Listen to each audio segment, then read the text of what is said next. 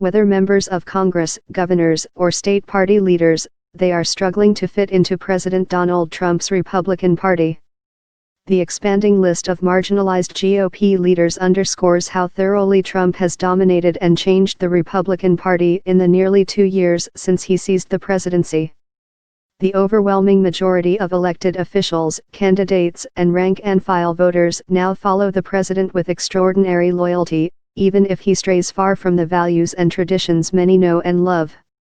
The Republicans left behind are warning their party with increasing urgency, though it's unclear whether anyone's listening. "I hope this is a very temporary place for the Republican Party," said Corker.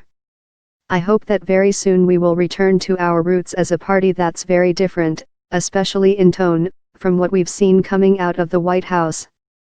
The forgotten Republicans, people like former Florida Governor Jeb Bush, Arizona Senator Jeff Flake, South Carolina Representative Mark Sanford and Ohio Governor John Kasich, have been unwilling to sit quietly as Trump steers the GOP away from free trade, fiscal responsibility, consistent foreign policy and civility. Isolation and political exile have been their rewards. Their diminished roles leave fewer Republican leaders willing to challenge Trump under any circumstances, even in his darkest moments. Fact-checkers have recorded an extraordinary level of false and misleading statements flowing out of the White House. And beyond dishonesty, some of the forgotten have decried a disturbing pattern of racially charged rhetoric on issues like immigration, NFL anthem protests and Confederate monuments.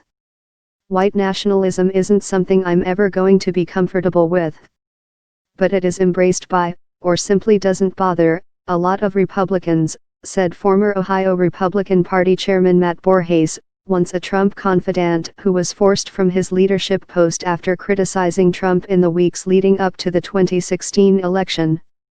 After Trump's victory, Borges returned to practicing law, while he continues to play a modest role in local politics.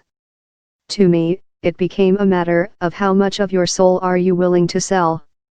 I would be the wrong person to be leading this party right now," Borges said. Trump remains popular among rank-and-file Republicans. And the vast majority of Republican candidates across the country this midterm season are pledging unconditional loyalty and being rewarded with primary victories. "We're dealing with a remnant of the Republican Party. The party is not what it was," Kasich said in an interview.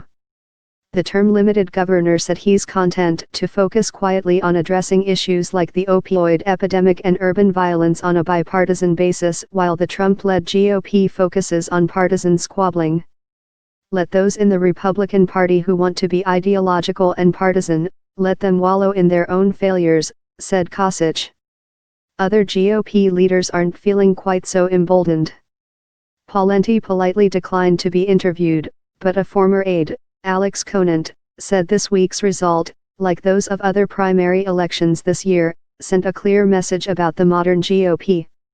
"There's not a lot of room for dissent in the Republican Party right now," Conant said. "Moderates don't feel welcome.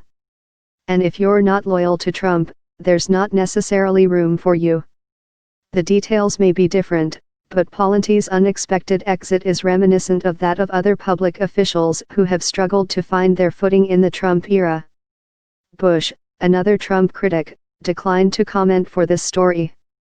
He has been forced into silence, at least in part, for fear of hurting his son's political career. In June, Donald Trump Jr. withdrew from a fundraiser for Texas Land Commissioner George P. Bush after Jeb Bush criticized the president's policy of separating immigrant children from their families at the border. Another periodic Trump critic, former House Speaker John Boehner, is in the midst of a 20-stop bus tour to help raise money for vulnerable House Republicans. "Just don't ask whom he's raising money for."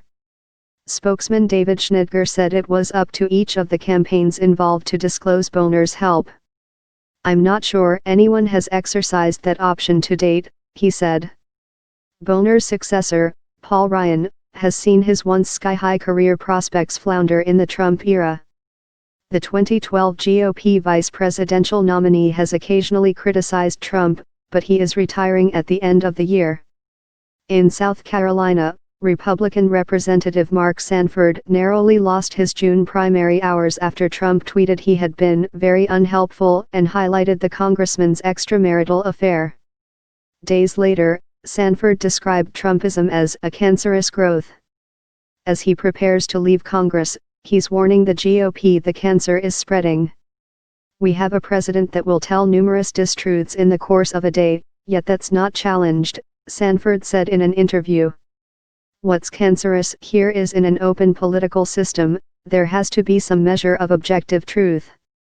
I'm baffled by the way so many people have looked the other way, he said. Asked whether he feels like he fits in today's GOP, Sanford said simply, no.